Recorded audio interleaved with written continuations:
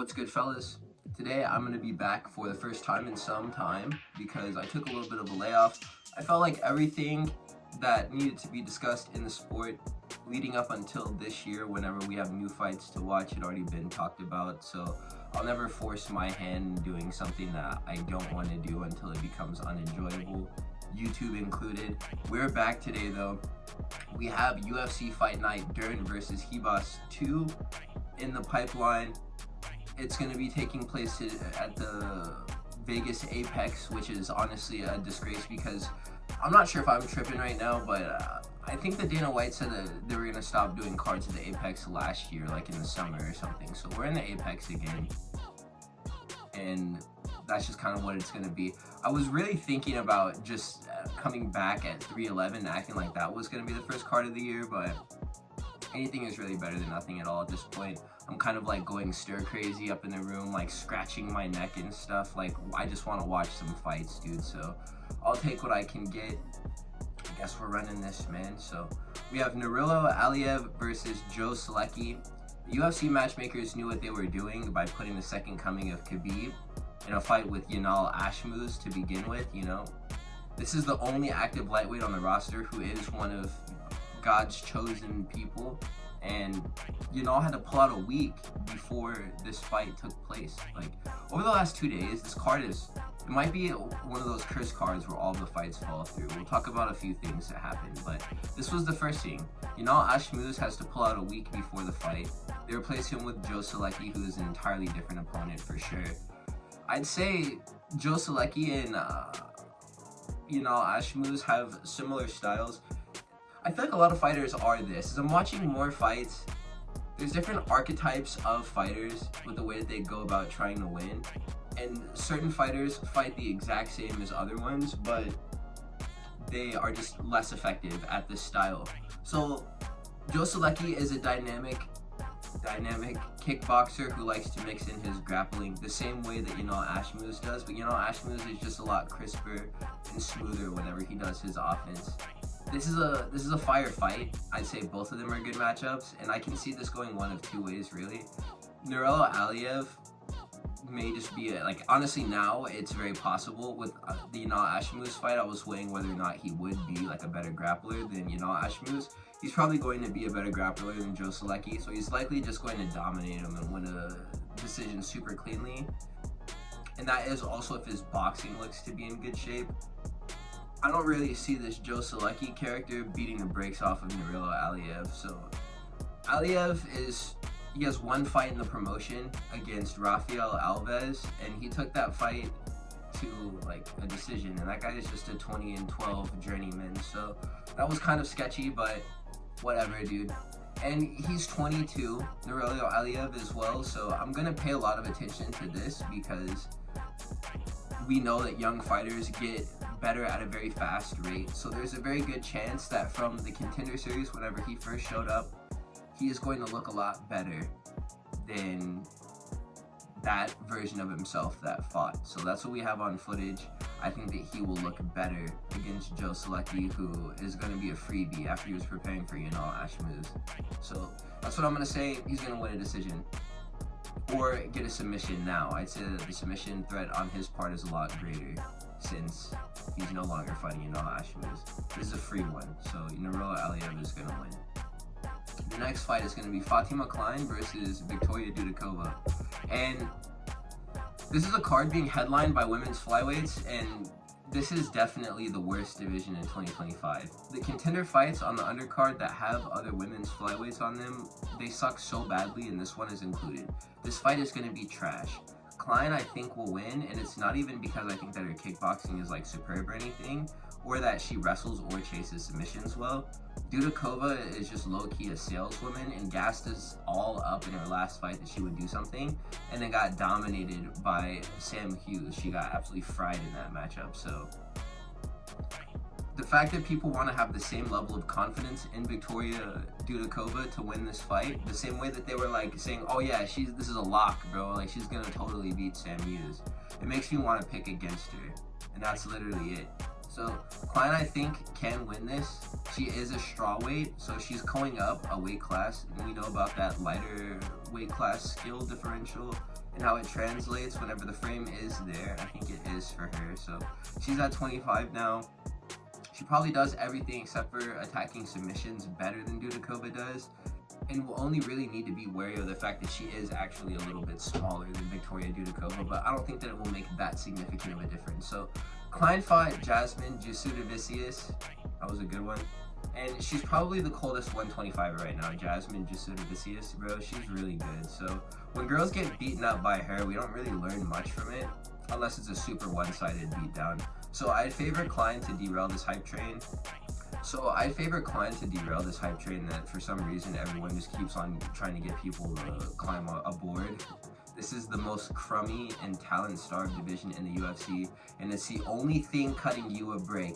Yeah, I'm talking to you, buddy. I'm talking to you. So next we have Bruno Lopez versus Magomed Gadzhiyasulov. And I will say Bruno Sola is an impressive striker who goes first with great speed and power, which is not very expected for him. Granted, he is a large human, so he's built like old man George Foreman, and he still moves crazy well despite his size. His volume is great, his speed is great. He fights like a Brazilian 205 Tom Aspinall, who's just a bit shorter. I don't know about his wrestling though, but he seems to be a bit competent in the clinch, so he probably knows how to handle himself on the ground. So this is where Magomed will do most of his work though. I don't know about his wrestling though. He seems to be pretty competent in the clinch, so he probably has answers for people on the ground if the fight does go there. This is where Magomed is going to do most of his work. He's very good at striking in the clinch and using these positions to score takedowns on the dudes that he's fighting. In dead space, like the void where there's just like a bunch of range between them, I'd say Lopez is a more effective striker, but this could be an entirely different fight as soon as they start wrestling on the cage. I really do like Bruno Lopez though, and I want to see him win, but I don't think that he'll give us the funny knockout that I have like imagined in my head. I think him getting drowned and then TKO'd or choked is probably more likely than Lopez just coming out and scoring some like magical dream-like KO in the first 6 punches that he throws, just like I'm thinking about right now. So we'll go for a round 2 submission for Gadzhiyasulov. The next fight that we're going to talk about is going to be Ernesta Kareckaite versus Nicolle Cailiari. Nicolle Cailiari versus Ernesta Kareckaite.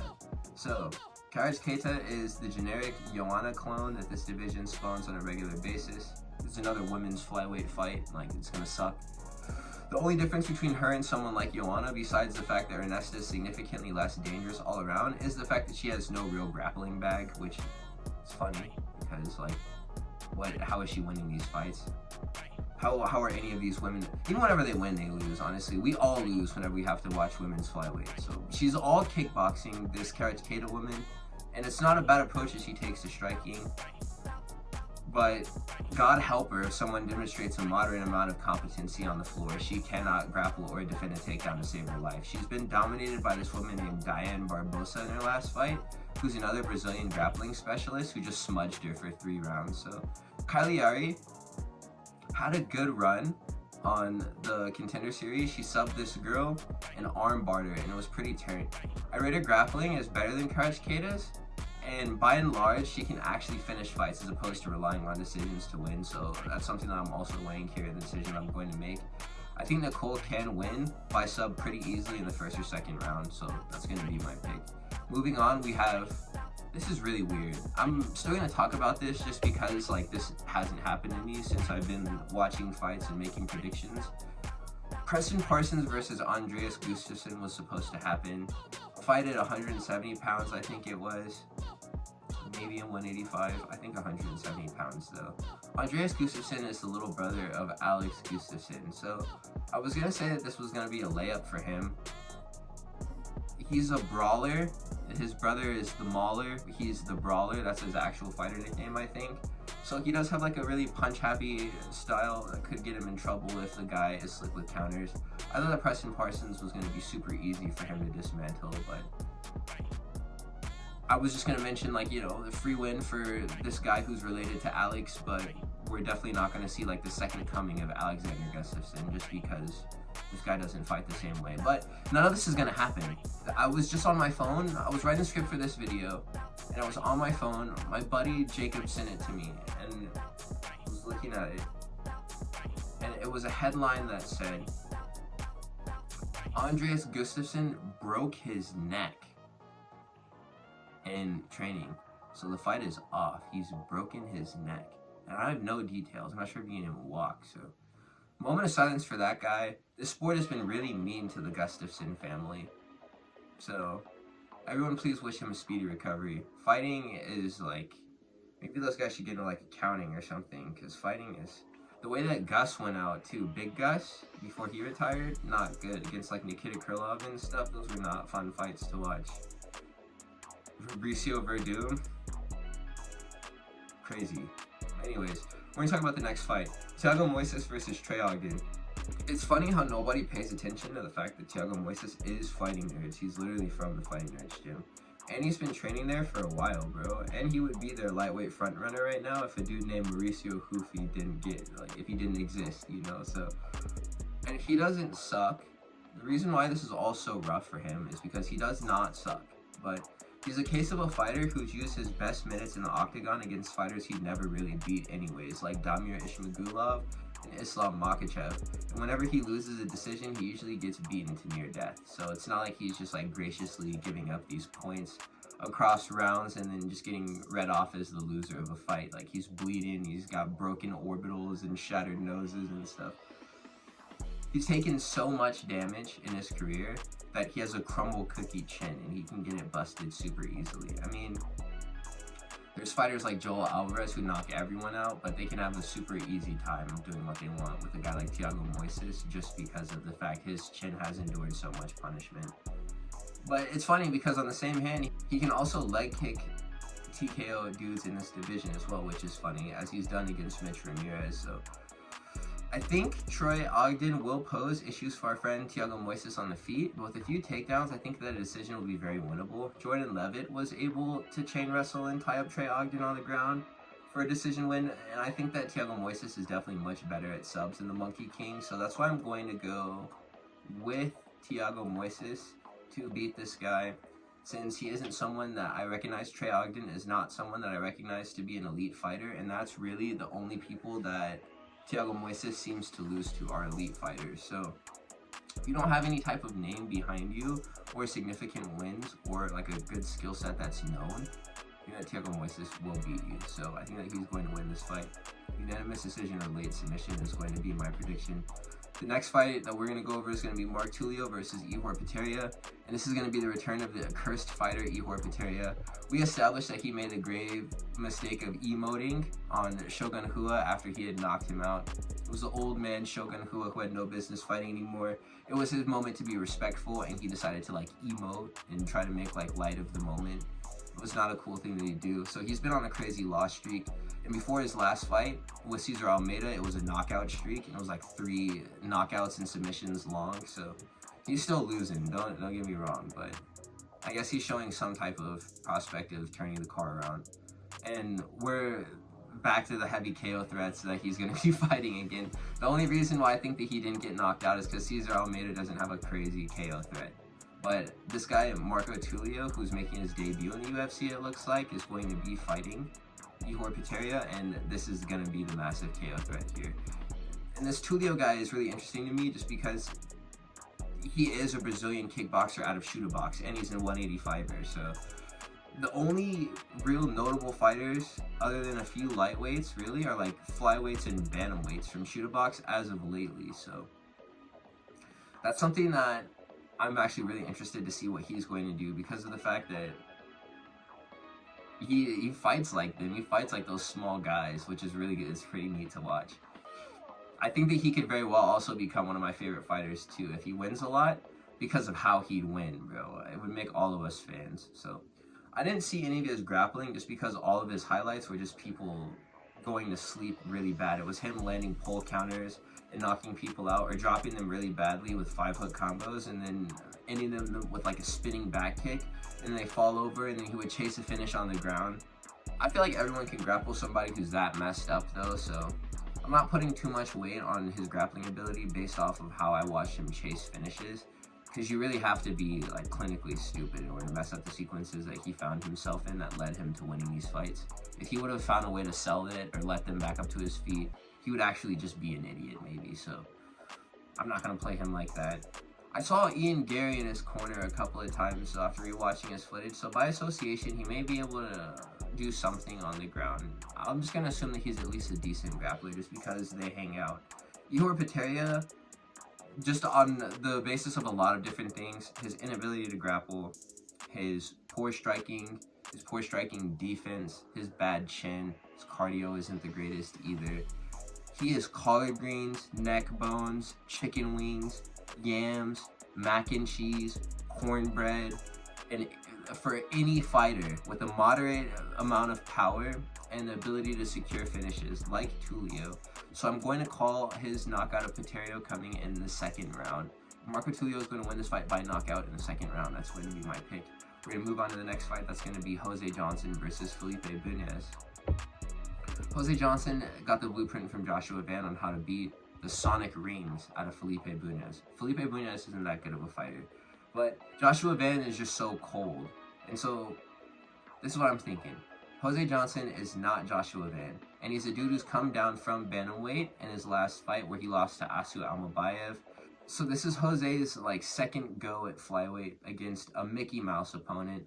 If he has effective offense, he can score to the body like Van did, and he can use the space on the cage good to sleep this guy. Because Joshua Van was just using dirty boxing to press Felipe Bunes into the cage in reverse positions to just rip his body and then knock him out in the open space whenever they would break from the clinch. So I see an outcome where he does get trapped in the clinch though.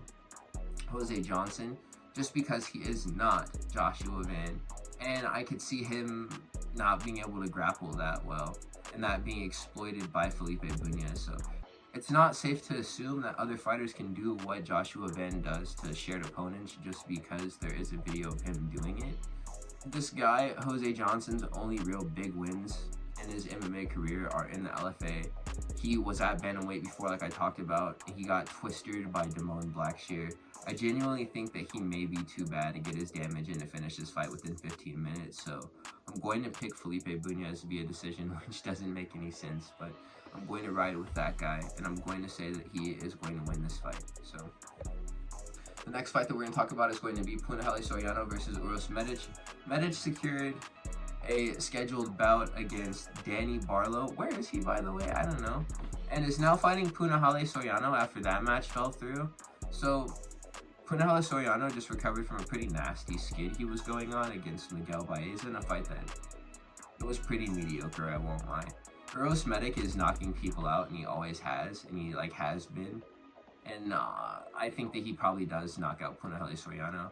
After missing out on the scheduling with Barlow, who would have been an infinitely greater threat to Uros than Punahele Soriano will be, he knows that Soriano is barbecue chicken probably, and isn't going to have a crazy amount of resistance in the regard of what comes back at him whenever they fight. So it's a naked overhand most of the time that Punahele Soriano is serving up to these guys, and it misses most of the time as long as people have their eyes on it.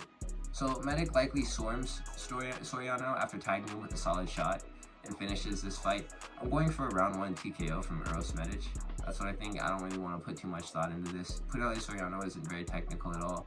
Uros Medic has great power and good countering ability. Punahele Soriano just throws naked overhand, so it's just going to be slip counter central all day here. TKO round 1. Christian Rodriguez is going to fight Austin Bashi in the next fight. So Austin Bashi came off of the Contender Series. He's 23 years old, and he looks like a green bean who just showed up here. He doesn't have the poise of a veteran, and he's pretty spazzy with his movements and decisions in the cage. He's kind of a lot like the OG chopped chin, Raul Rosas Jr., Chiwiwi, you know, my boy. They're gonna put Bashi through the same grinder that they're putting Raul, that they did put Raul through, which is smart because if they are a relative in skill level, they'll probably end up finding each other in the rankings and fighting a little bit down the line for a title eliminator or something like this whenever the time comes. So Bashi, I think, is stronger than Raul Rosas, and he seems to have some decent striking that looks fast and dangerous, but for the most part is all grappling. So Christian Rodriguez is good with his takedown defense though, and he's also a very poised striker who can knock someone out who doesn't have business being in there with him or deal a lot of damage to them across 3 rounds. So One thing I will say is that Julian Erosa did wash this guy with a simple transition from a back take into a guillotine. Bashi is probably at the level of grappling of someone like Julian Erosa, probably better. And all things considered, he's likely improved in the last 3 months since his last fight.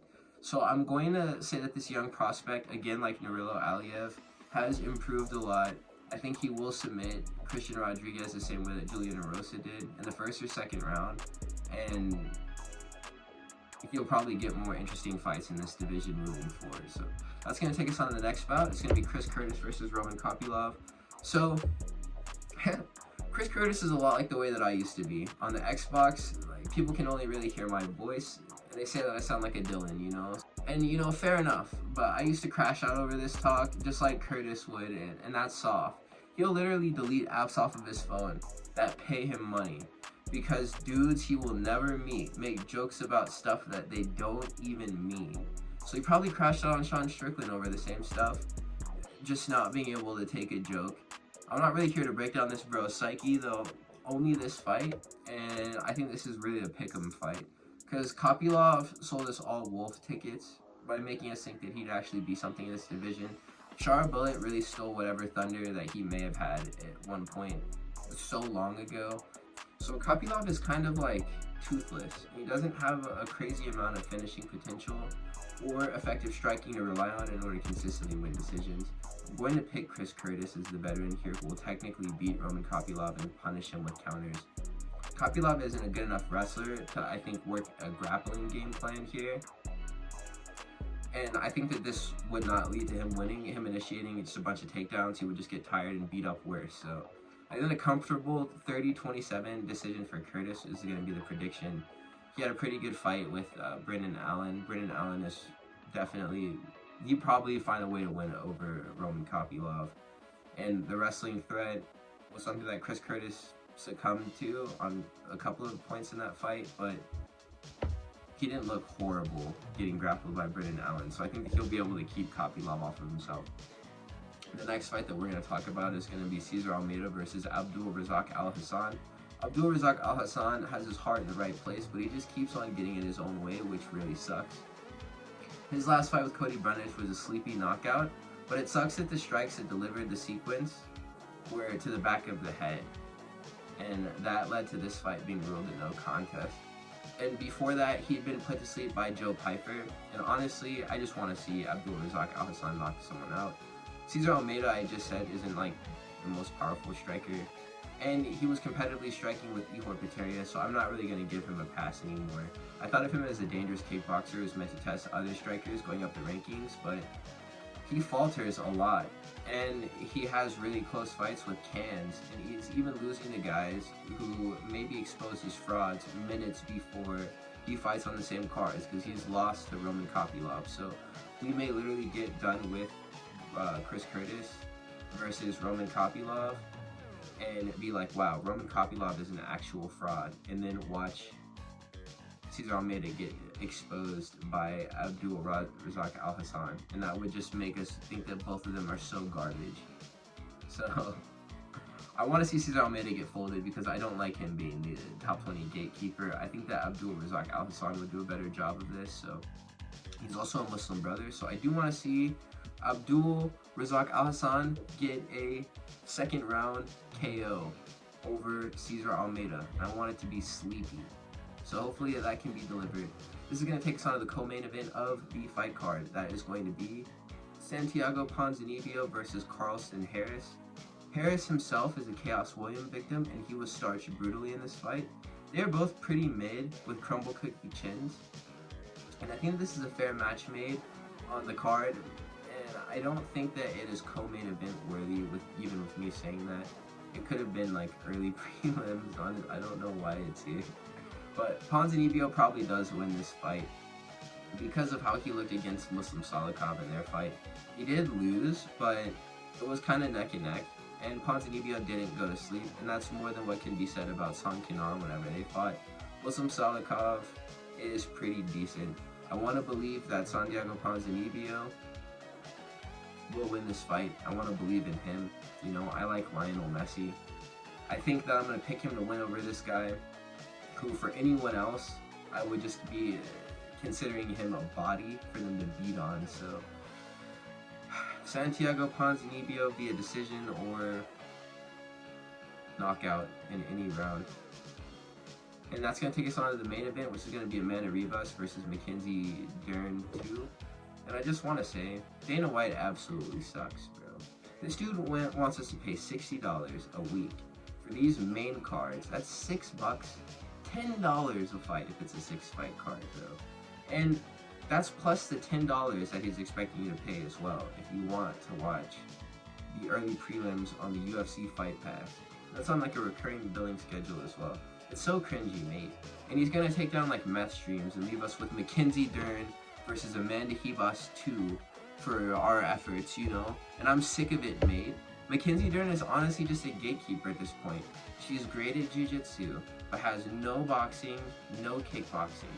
She falls all over herself like Bambi, trying to walk every single time whenever she strikes, and that's how she initiates grappling instead of like getting takedowns. She doesn't take these girls down, she just falls on her back, and they're like, oh, an opening to hit. And then she just ends up like tying them up and pulling guard off of her back. It looks so stupid, dude. So she's not defensively minded at all. Amanda Ribas' only bad loss where she got disgraced was against Marina Rodriguez.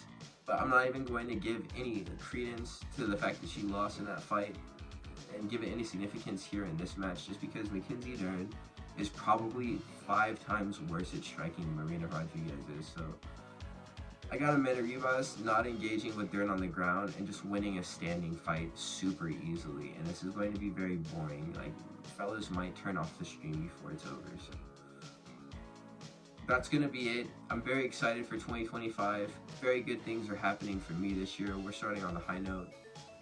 I'm going to be bringing you guys a lot of content. Thank you for watching up until this point. I'm going to go to the gym now. You guys have a wonderful day. I will catch you in the next video. God bless. Have a nice one.